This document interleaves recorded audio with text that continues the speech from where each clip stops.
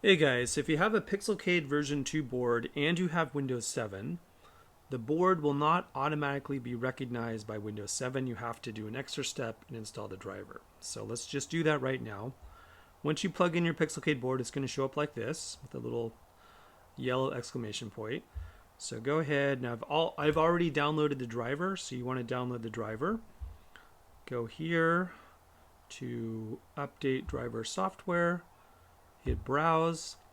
You want to pick this one. Don't browse and click it from there. That won't work. So go here and we'll just do next. We can do show all devices and just say have disk.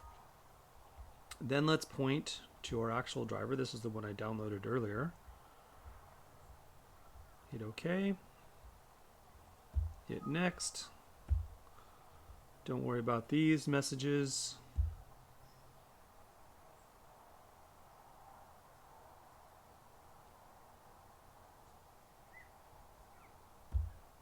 All right, now we have our driver installed.